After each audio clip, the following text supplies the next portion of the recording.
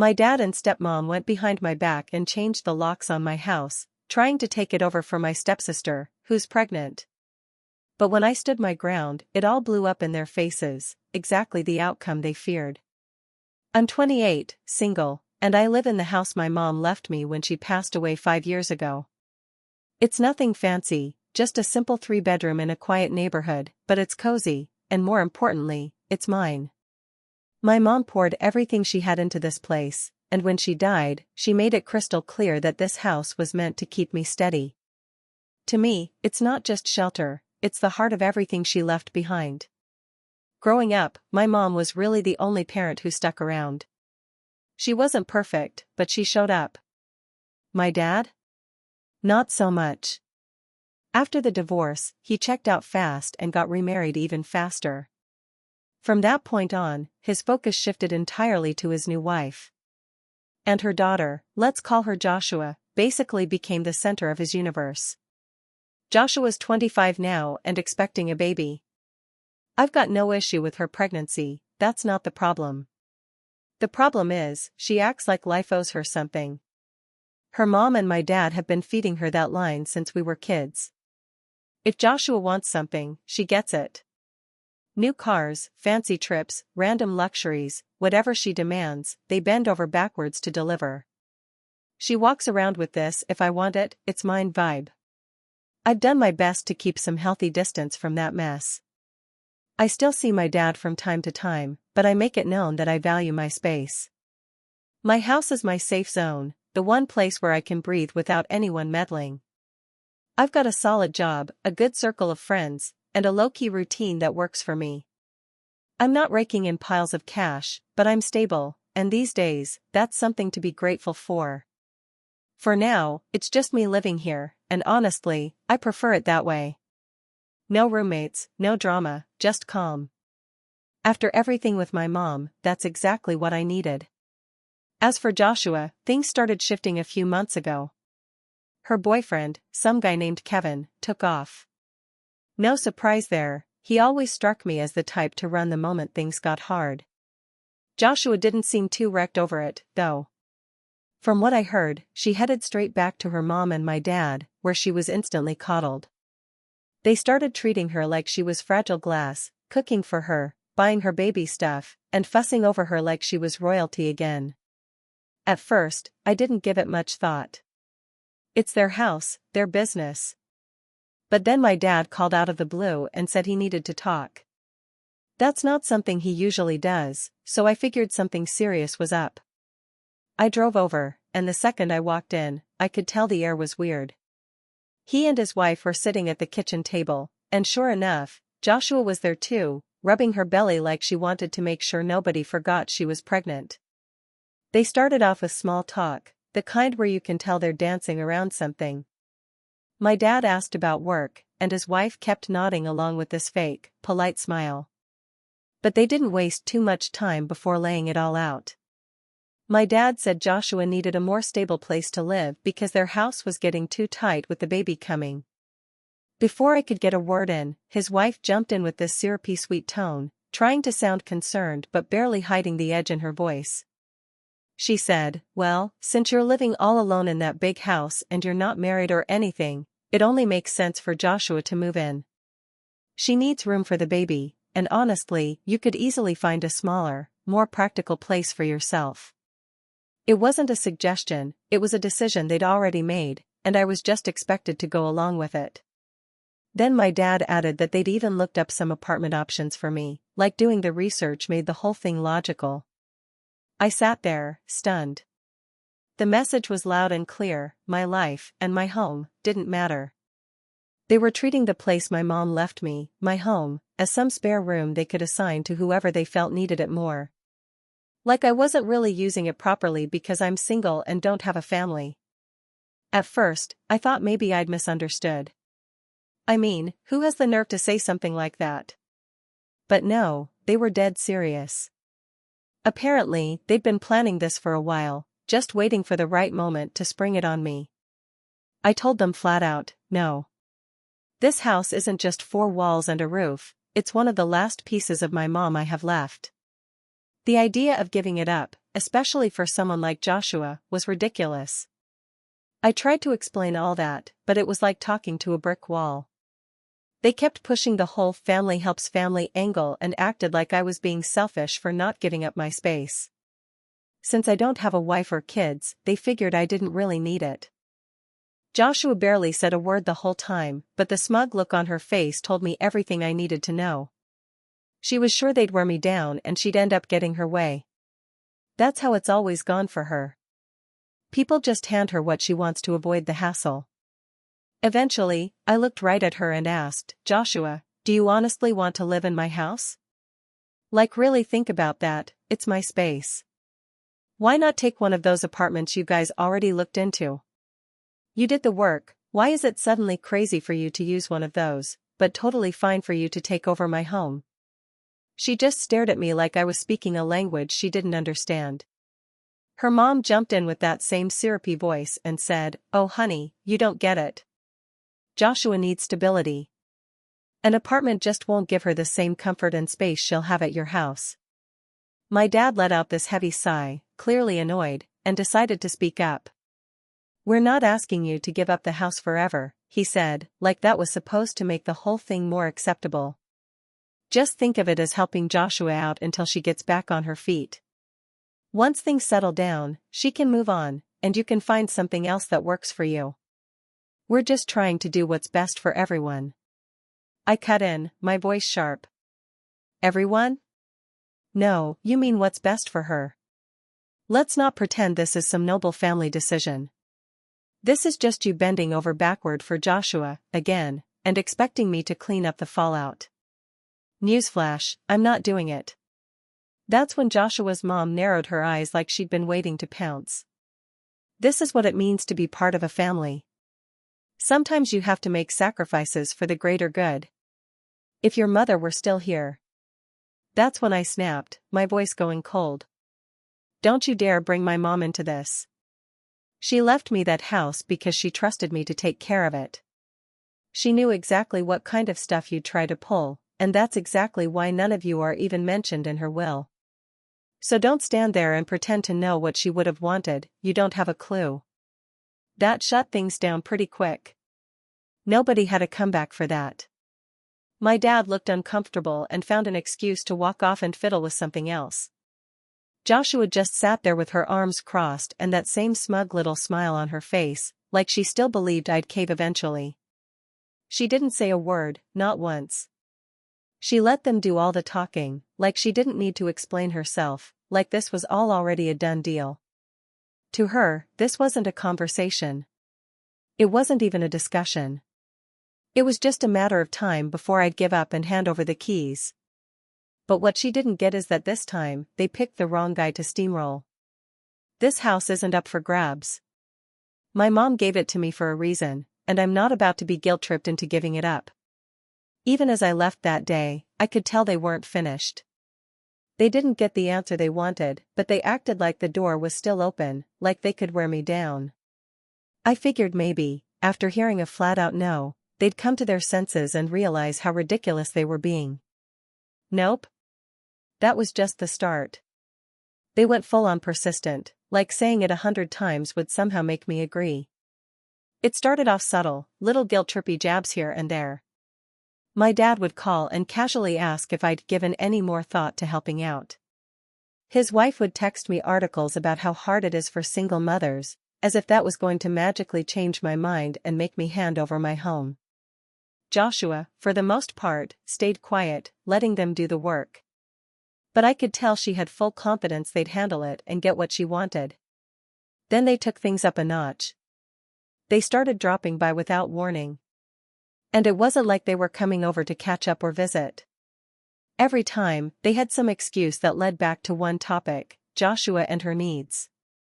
One time, my dad showed up with a box of baby clothes, claiming it was just for storage. He waltzed in like it was totally normal and asked where he should put it. I told him flat out to take it back home. He gave me this look like I'd kicked his dog. "It's only temporary," he said. "You're not even using the guest room." I told him the guest room was for guests, not a storage unit. he grumbled but finally took the box back out to his car. That moment kind of set the tone for everything that followed. Every interaction became another attempt to find a way in, some new solution that required me giving something up. It was clear they didn't see me as the rightful owner of the house. To them, I was just keeping it warm until Joshua needed it. My mom might have left it to me in her will, but they acted like that detail didn't really matter. And the part that really ticked me off? They tried to make it sound like I was the selfish one. Like I was hoarding this big house all to myself while poor, pregnant Joshua had nowhere to go. Saying no wasn't enough, I had to explain and defend my decision over and over again to people who weren't even listening. Things took another turn when Joshua finally decided to get involved directly. One afternoon, she pulls up outside my place, pops her trunk, and asks me to help her unload a stroller. No call, no heads up, just shows up like she already lives there. I looked at her like she'd lost her damn mind. "Why are you bringing that here?" I asked. She shrugged, totally casual. "Well, where else am I supposed to put it? I don't have the space right now." I just stood there, trying to process the audacity of that response. "Not my problem," I said, already feeling my patience snap. Of course, that set her off. She went off on this dramatic rant, acting like I was the reason her life was hard. Like somehow I'd caused all this. "Family is supposed to be there for each other," she said, like that one line was supposed to erase all logic and boundaries. "You don't get it. You have no idea what it's like to be pregnant and stressed out all the time," she added, her tone dripping with condescension, like I was some clueless idiot who just didn't understand real life. And sure, she's right about one thing, I don't know what it's like to be pregnant. But I do know what it means to take responsibility for your life. I've been managing mine without expecting anyone to bail me out or hand me a free pass. And you know what? I don't walk into other people's homes and act like I'm entitled to take them over just because I didn't plan ahead. So I looked her straight in the eye and said, "Your problems aren't mine to solve. And I'm not going to turn my life upside down because you didn't figure yours out." Let's just say, she didn't take that very well. Her face twisted like I'd just told her the sun didn't rise and set for her benefit, which, let's be honest, I basically had. Without another word, she turned and stomped off, but not before tossing a dramatic final line over her shoulder. "You're going to regret this someday." I almost laughed at how ironic her meltdown was. She spent her entire life being coddled, handed whatever she wanted, and now, for the first time, someone wasn't playing along. Instead of taking a step back and realizing how over the top her demands were, she acted like I was the unreasonable one. I mean, she rolled up to my place with a stroller, acting like she already lived there, like it was just understood that she and the baby would be moving in. It was wild. She truly believed this house was already hers, and I was just standing in the way of what was supposed to happen. But it didn't stop with that outburst. They kept pushing, hard. Just the other day, I was sitting in my living room, enjoying a quiet afternoon, when there was a knock at the door. I got up, opened it, and there's my dad, standing there with a realtor. A full-on realtor with a clipboard and everything. "No warning, no heads up. I thought we could take a look at some options for you," he said, like that was a normal thing to say to someone you're trying to kick out of their own home. I didn't let them take a single step inside. I told them to leave, shut the door in their faces, and locked it behind them. That moment, that was it for me. The line had been crossed one too many times. I realized then that this wasn't going to stop until I made it stop. This wasn't just about a house anymore, it was about respect. It was about standing my ground and protecting what was mine. They figured if they kept pressing, I'd eventually fold. That's how it had always worked with Joshua: apply enough pressure, toss around enough guilt, and people give in. But I'm not wired like that. I don't roll over, and I sure as hell don't give up something my mother entrusted to me. That night, I called up a local security company and scheduled to have cameras installed around the property. It wasn't a huge move, but it felt like the first real step towards securing my home from whatever scheme they were going to cook up next. I couldn't afford to assume anything anymore. The idea that they'd try to take my house, out from under me didn't just make me angry. It made me feel unsafe. Like I had to sleep with one eye open in my own place. I figured they wouldn't stop until they ran face first into a wall they couldn't knock down. So I decided I'd be that wall. No more conversations, no more compromises. The house wasn't up for debate. End of story. But, of course, they didn't see it that way. One evening, I got home from work, worn out but glad to finally be back in my own space, except when I went to unlock the door, the key didn't fit. I tried again. Nothing. That's when the realization hit me. They'd changed the locks. My stomach dropped. Then the anger hit like a truck. I looked around and saw a folded piece of paper taped to the door. It read, "We've changed the locks for safety. Please contact us to discuss this." Signed by my dad. I stood there for a second, stunned by the audacity of it. For safety? Are you kidding me? I didn't wait. I grabbed my phone and called him immediately. He picked up after a few rings, and his voice was way too casual, like this wasn't the most unhinged thing he'd ever done. "What the hell is going on?" I demanded, trying to keep my voice from shaking with fury. "Why are the locks changed on my house?" "It's just temporary," he said, like that somehow made any of this okay. "You've been so difficult about all of this, and we thought this might be the easiest way to help Joshua. It's not permanent, it's just until things settle down." I was done playing nice. "Oh, you mean easier for you and Joshua, not me. This is illegal. This is trespassing. And if you think I'm going to let this slide, you've seriously lost it." That's when his tone shifted, fast. "Please," he said, "don't involve the police. Let's not make this worse than it has to be. It'll look bad, for the family." I couldn't believe what I was hearing. "You think I care about how this looks? You think the family is my top priority right now?" I shot back. "Here's what's going to happen, you're going to get whoever changed those locks to put them back the way they were. Today. Or I will call the police. And I'll press charges. You've broken the law and crossed every damn boundary I have." There was a long pause on the other end. I could tell he was thinking about pushing back, but something must have clicked, because when he spoke again, his voice was softer. Okay. We'll fix it. But you're being unreasonable. We're just trying to do what's best for Joshua and the baby. This is all temporary." I didn't even acknowledge the guilt trip. "You have until the end of the day. No exceptions. After that, the cops are getting involved." He mumbled a few weak protests, but eventually agreed. I ended the call without another word, my hands still shaking. That wasn't just another one of their misunderstandings. That was a deliberate move, a direct attempt to take what wasn't theirs. It wasn't just inconsiderate. It was calculated. A few hours later, a locksmith showed up and changed the locks back. My dad didn't come with him. Neither did Joshua or her mother.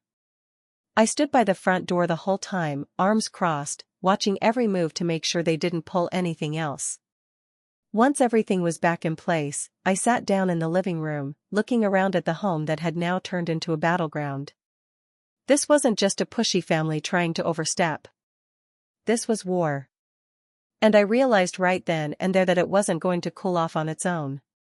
But if they really thought I was going to just roll over and hand it all away? They were in for a hell of a surprise. That night, I stayed up late poring over documents and making calls. I needed to be sure there wasn't a single loophole they could use to pull another stunt like changing the locks. What really messed with my head, though, was how casually they'd treated the whole thing, like this was all totally normal. Like it made perfect sense for them to claim my house as if they had some automatic right to it. They genuinely believed they were entitled to what my mom left me. It didn't matter that I'd lived there for years, or that her will made it crystal clear this place was mine. In their minds, it was just a house, something they could take the moment they wanted it badly enough. That was the turning point for me. I started the process of taking legal action. When I finally sat down with my lawyer and laid everything out, the endless pressure, the emotional manipulation, and the fact that they'd literally changed the locks on my home, he listened carefully. He asked questions about the house deed, my mom's will, and whether I'd noticed any unusual behavior from my dad recently. At first, I figured he was just being thorough. Then he leaned back in his chair, let out a slow breath, and said something that made my blood run cold. "I need to tell you something," he said. "Your dad already looked into contesting your mom's will." I blinked. "Wait, what? When?" "Months ago," he replied. "He never filed anything formal, but he did consult with another attorney. From what I understand, he was trying to find a way to claim the house as joint family property instead of it being your sole inheritance. Basically, he was searching for a loophole." I just sat there, stunned. All this time, while pretending to be civil, or at least pretending to want peace, he had been plotting behind my back. This wasn't some spontaneous plan cooked up by my stepmom after Joshua's boyfriend bailed. They had been working on this for months. "He doesn't have a strong case," my lawyer added, probably seeing the look on my face. "The will is very solid. Your mom was clear in her intentions, and the house was left directly to you." But the fact that he even explored this option shows where his priorities are. It wasn't just betrayal. It was calculated, long-term betrayal. My dad had been scheming to take what my mom worked her entire life to give me, all while pretending like he just wanted to help Joshua. Suddenly, every manipulation, every guilt trip, every little dig about how I didn't need the space made perfect sense. This wasn't about helping family, it was about control. And that pushed me past the point of frustration. This had become more than just me standing up for myself, it was now about honoring my mom. She trusted me to protect her legacy. And every time they tried to take the house, it felt like they were spitting on her memory. So yeah, I'm not backing down. I don't care how relentless they get. I don't care what tricks they try next. This house is mine, and I'll fight tooth and nail to keep it that way. I figured I owed people an update now that I'd gotten my bearings. So here it is. After I met with my lawyer, I couldn't stop replaying every interaction I'd had with my dad over the past few months. It all made sense now, but I realized I couldn't just move forward behind the scenes. I had to confront him face to face. I needed him to know I was on to him. So I decided to return the favor and show up unannounced, just like he and his wife had done to me so many times before. I drove over to his house and knocked on the door. When he opened it, he looked surprised, caught totally off guard. But what hit me the hardest was the way he didn't react. No shame. No guilt. Just that same neutral face like nothing had happened. "I need to know why you've been looking into contesting Mom's will," I said. No small talk. I wasn't there for a friendly visit. His expression shifted to a mix of confusion and that fake innocence I've seen too many times. "I don't know what you're talking about," he said. "I never did anything like that." I didn't even let him finish. "Don't lie to me. I already know you met with a lawyer. So stop pretending. Just tell me, what was the plan? What were you going to do?" He started stumbling over his words. "It's not what you think. I wasn't trying to take anything. I was just looking into options, for the family." "For the family," I repeated, biting back a laugh. "Let's not sugarcoat this. It's always been about Joshua. Don't act like this was some big, selfless plan. You were trying to take the one thing Mom left me, and now you expect me to believe this was all out of concern?" "I wasn't planning anything," he insisted, his voice rising. "I just wanted to see what could be done. The house is too much for one person, and Joshua needs a place where she can raise her baby." "And your solution is to steal mine?" I snapped. "You didn't ask. You didn't offer to work something out. You went behind my back, tried to manipulate me, and now you're trying to frame it like you're doing me a favor." He didn't have a response. Just stood there avoiding eye contact, looking everywhere but at me, exactly like he used to when I was a kid and he didn't want to admit he'd screwed something up. I waited a few seconds, hoping maybe, he'd own up to any of it. He didn't. So I turned around and walked away. There was nothing left to say. You can't reason with someone who refuses to be honest, especially when they're willing to step over you to get what they want. Back home, I called my lawyer again and walked him through the conversation. He reminded me, once more, that my mom's will was solid.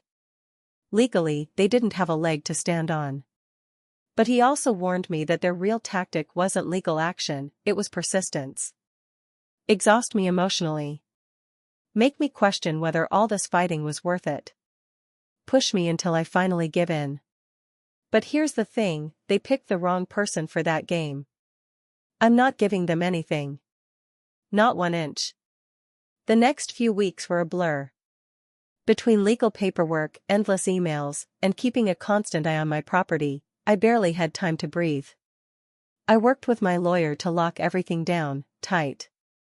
I made sure there were no legal gaps, no forgotten documents, no cracks they could slip through. I even reached out to a title protection service to flag any suspicious activity. Basically, I was turning my home into a fortress. It really did feel like I was defending a castle. And honestly, I was. Meanwhile, Joshua wasn't letting up, she just changed her strategy. She started posting vague, emotional crap on social media. Stuff like how she'd been abandoned by family and was fighting for what's right. No names, of course, but it didn't take a genius to figure out who she was aiming at. Then came the texts from mutual friends, people reaching out all wide-eyed, asking what was going on, and if there was a way to work things out. I kept it short and to the point every time. No drama, just facts. I wasn't about to get dragged into a public pity parade. Let her play victim, I'd stick to reality. As time went on, I could tell their momentum was slipping. Legal costs were mounting for them, and my lawyer kept reassuring me they were running out of options. But I stayed on guard.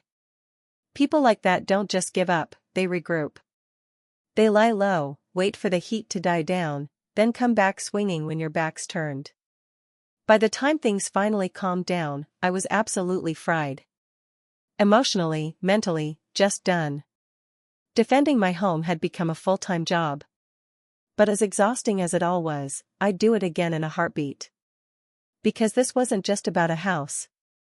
It was about finally standing up for myself and refusing to be walked on. They thought guilt and pressure would break me. They thought I'd eventually just give in. They couldn't have been more wrong. And to be honest, I've started thinking maybe cutting ties is the only real way forward. For now, it's quiet. But I'm not naive. If they try anything else, I'll be ready. And if it comes to that, yeah, I'll be back with another update. Hey everyone, I figured I owed you one last update, now that the dust has finally settled. It's been a hell of a ride, but I'm still here, still standing, and more importantly, still in my house.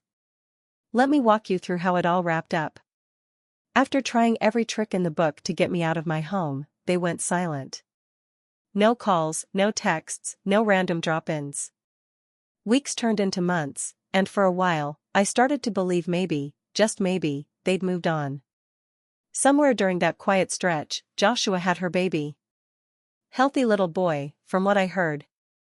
I figured they were too busy playing house to keep chasing after mine. Either that, or they'd finally accepted the word no. But peace never lasts with people like that. It was a late evening when I heard a knock at the door.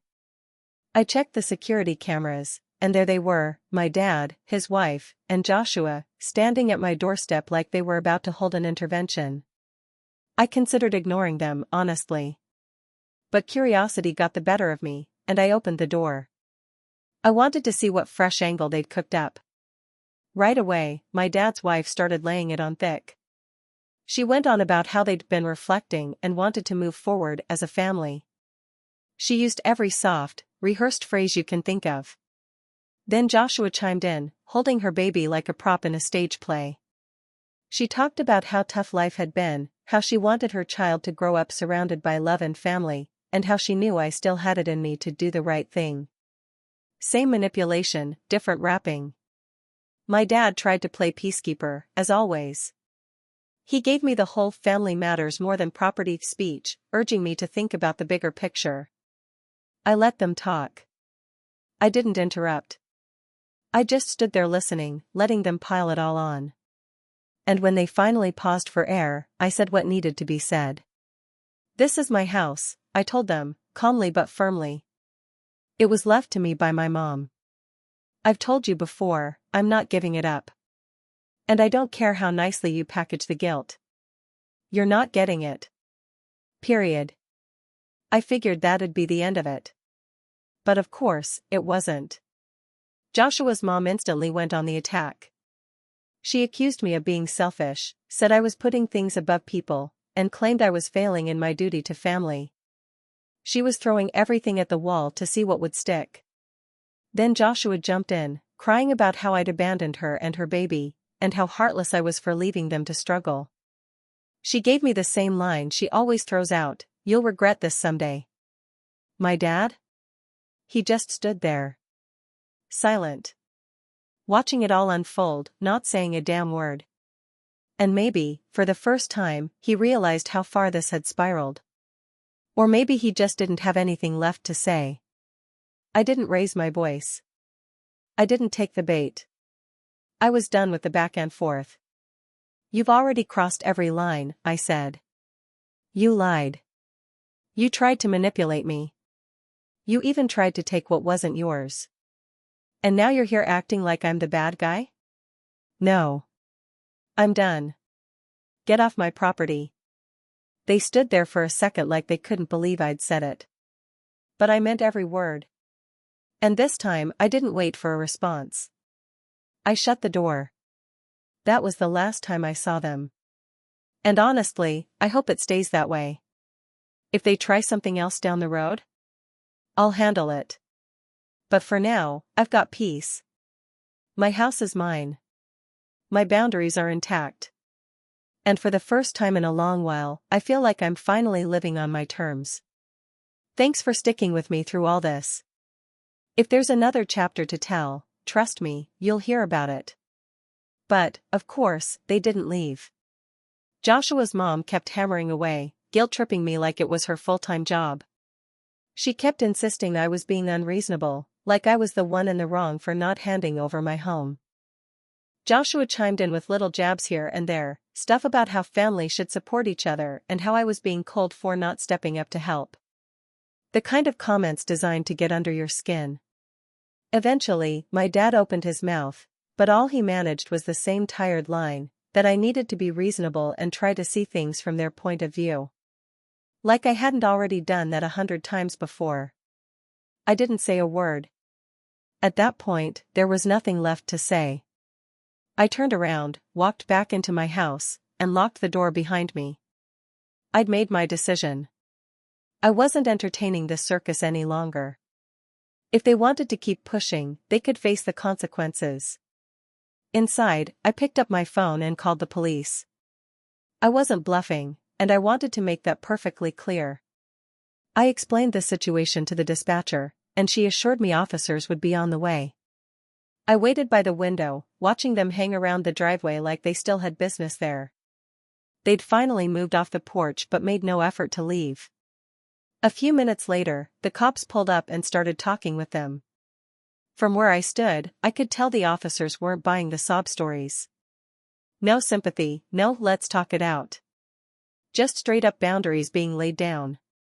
They told them to leave and not come back. Simple as that. Watching them drive away under police supervision felt like a weight lifting off my shoulders.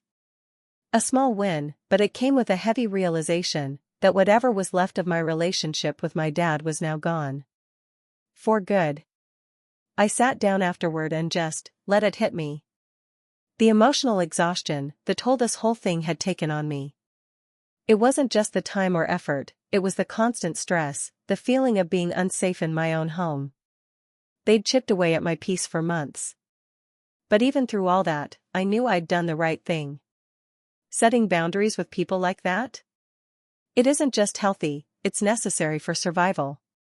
That night, I made a decision. I wasn't just done with the drama, I was done with them. All of them.